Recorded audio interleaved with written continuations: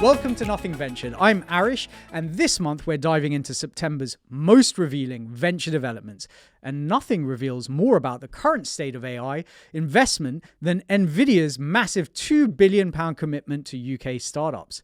Let's look at the numbers behind the headlines. NVIDIA announced a £2 billion investment in UK AI startups, working with venture capital firms Accel, Air Street Capital, Balderton Capital, Hoxton Ventures, and Phoenix Court.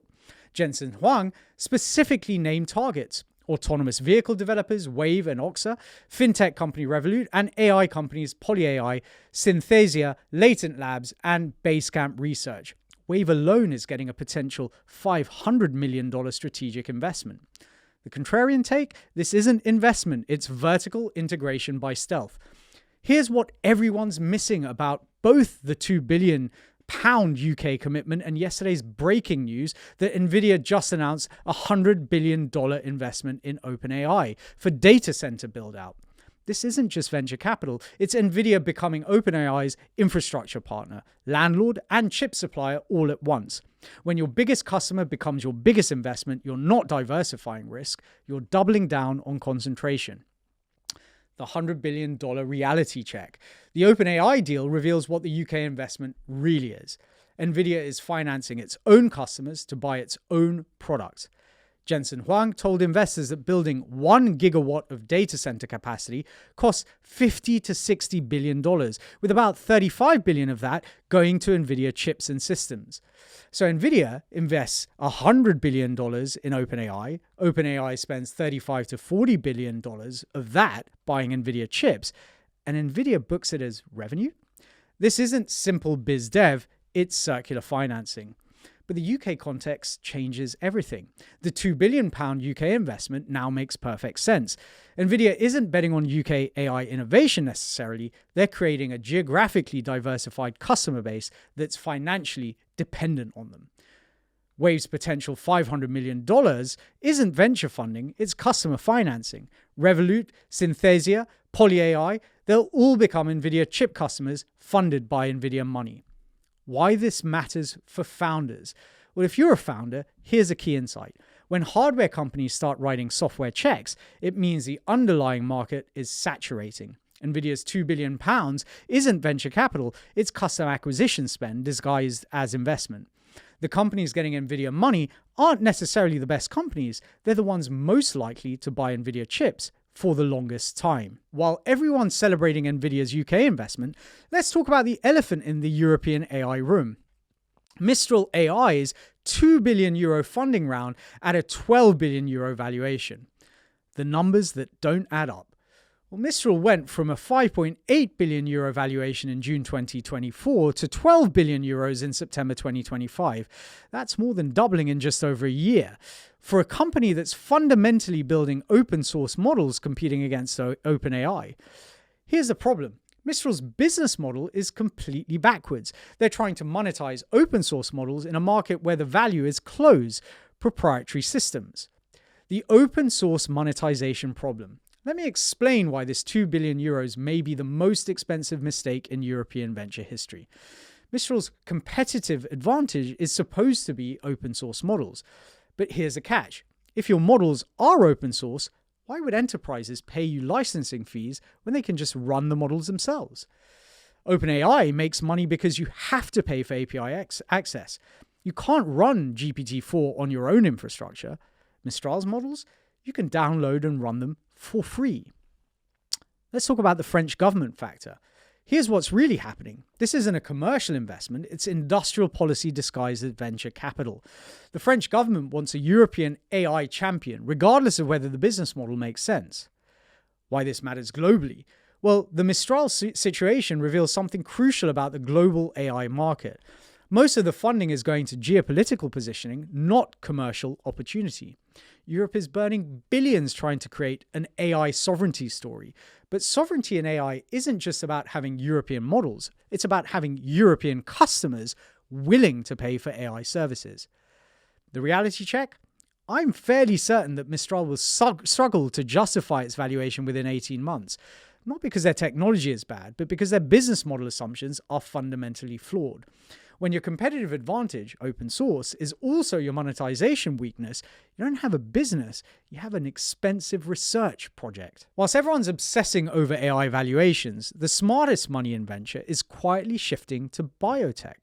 And September's deals tell a story that most people are completely missing. The stealth biotech boom. Treeline Biosciences emerged from stealth with $200 million in new funding, bringing their total to roughly $1.1 billion from investors including Arch Venture Partners, OrbiMed, and GV. But here's a kicker.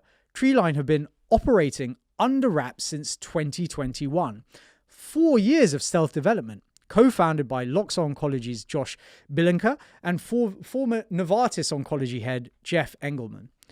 The anti-AI biotech model. Treeline's approach is quite the opposite of AI startups. Instead of burning through funding to build products quickly, they spent 4 years building a portfolio of therapies in parallel.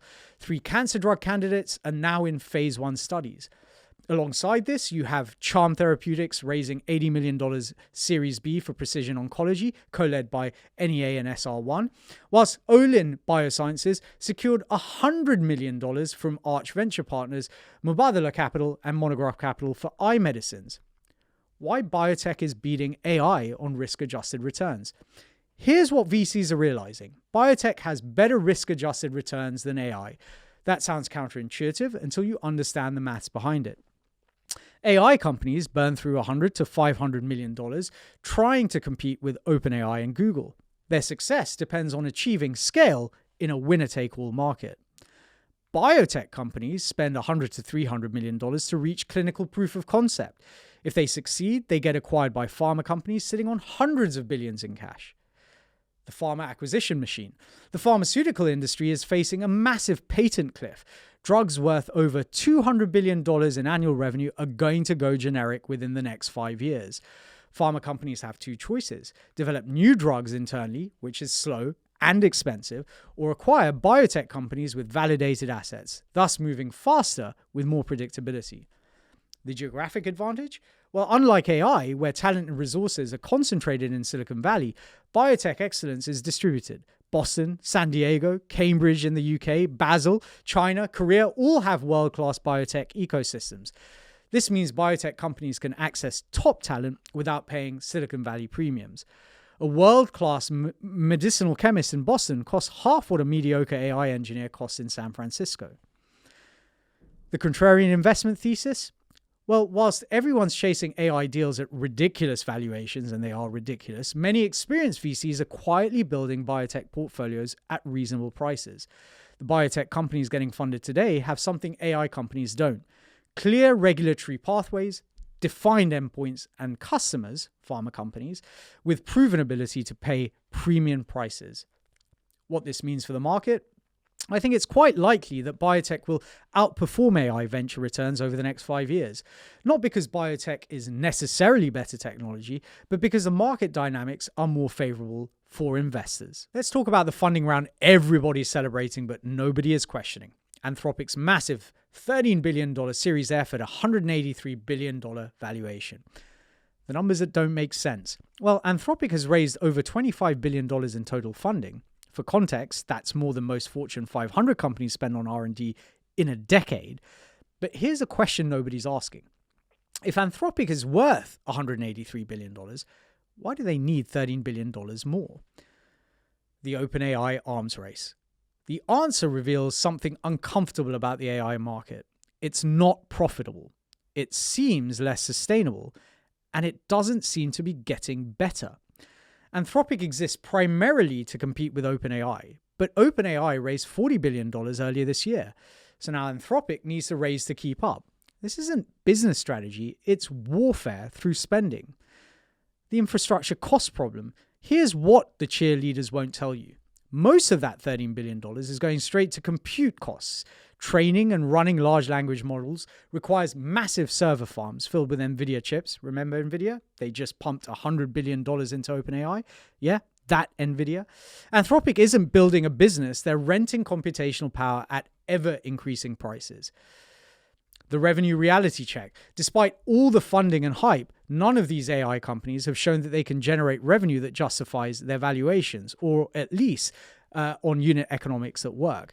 Anthropic's revenue is primarily from API calls, competing directly with OpenAI, Google, and Meta. But enterprises aren't switching AI providers based on marginal performance improvements. They're sticking with whatever works and is cheapest. Even OpenAI is projecting that they will burn $115 billion through 2029, which, by the way, is an $80 billion increase from earlier projections from the same year. So when are investors going to see their returns? The contrarian analysis: the $13 billion round isn't a sign of success. It's a sign that the AI foundation model business may be fundamentally broken. Think about it. If your business model requires $13 billion in new funding every 18 months, you don't have a business. You have an expensive research project that's burning through investor money. What this means for the AI market? Well, the Anthropic round represents the peak of AI funding madness. We're seeing later stage companies raise more money than entire venture markets used to deploy annually. This level of capital deployment is unsustainable. When the music stops and that lady sings, it's going to be ugly. My prediction: I think we'll see the first major AI foundation model company shut down or get fire sold within 12 months. Not because the technology doesn't work, but because the unit economics don't work. Let's close with the biggest story nobody's talking about: the fundamental shift in global venture capital geography. The UK numbers tell the story. UK venture capital reached £4.1 billion across 507 deals in Q1 2025, maintaining European leadership.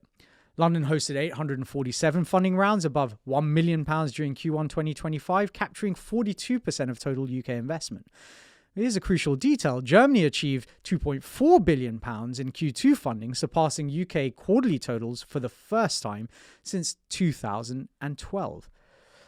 The Silicon Valley stagnation signal. Meanwhile, US venture funding increasingly concentrates in fewer larger deals to the same companies.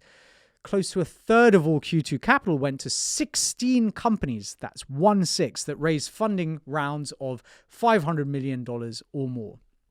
This isn't efficiency, it's kind of market failure. When venture capital stops funding new companies and just keeps funding the same companies at higher valuations, innovation dies. The London advantage. Meanwhile, Isomorphic Labs raised £453 million in Series B funding for AI drug discovery, the largest European deal of Q1. And Vediva Bio secured £309 million for cancer therapeutics development. London companies are solving real problems: drug discovery, cancer treatment, financial infrastructure, while Silicon Valley might just be chasing the next ChatGPT wrapper. The talent arbitrage. Here's what entrepreneurs, and especially the smart entrepreneurs, are figuring out. You can build world-class companies in London, Berlin, or Tel Aviv for a fraction of Silicon Valley costs. A Series A company in London can hire senior engineers for £80,000 to £120,000. The same talent in San Francisco costs $200,000 to $300,000 plus equity. That's 40% cost savings on your biggest expense category. The global M&A data. Startup M&A activity increased substantially, with UK venture-backed companies participating in a global surge totaling $100 billion in acquisition value during the first half of 2025. European companies are getting acquired at healthy valuations by US acquirers looking for talent and technology arbitrage. The policy advantage. The UK Innovation and Science Seed Fund allocated additional £150 million for early-stage technology companies, further complemented by enhanced R&D tax credits and simplified foreign investment procedures. Meanwhile, US policy is focused on restricting Chinese investment and TikTok bans. Europe is building infrastructure. America is still building walls. The prediction? Well, within 3 years, we may well see a fundamental shift where capital efficiency, not total capital deployed, becomes the primary metric VCs compete on. London and other international hubs will capture an increasing share of early-stage deals because they deliver better risk-adjusted returns. San Francisco will retain dominance in mega rounds and late-stage funding, but the most interesting Series A and B companies will increasingly emerge from markets with better cost structures. What this means for global VCs? Well, smart US VCs have already opened London offices. The venture firms that don't expand internationally will find themselves competing for overpriced deals in an increasingly expensive and concentrated market. And the bottom line, geography is venture capital's next competitive advantage. So what does September 2025 tell us about the future of venture capital? Well, here are 5 key insights. 1, hardware companies are becoming VCs because their core markets are saturating. 2, open source AI business models are fundamentally flawed at venture scale. 3, biotech is quietly delivering better risk-adjusted returns than AI. 4, foundation model funding is unsustainable and approaching collapse. 5, geographic arbitrage is the next venture alpha as costs diverge globally. And what to watch in October? Well, more corporate venture arms writing strategic checks, European AI companies struggling with monetization, biotech M&A acceleration as pharma deploys cash, first major AI foundation model restructuring or shutdown, continued international expansion by US VC firms, and maybe the bigger picture is that we're witnessing the end of the first AI venture cycle. The companies that survive won't be the ones with the biggest models or the most funding. They'll be the ones with sustainable business models and reasonable cost structures. The future of venture isn't in San Francisco chasing $100 billion valuations. It's in building real companies that solve real problems at reasonable prices. I'm Aarish. This has been Nothing Ventured. See you next month when we dive deeper into whatever chaos October brings. Stay liquid.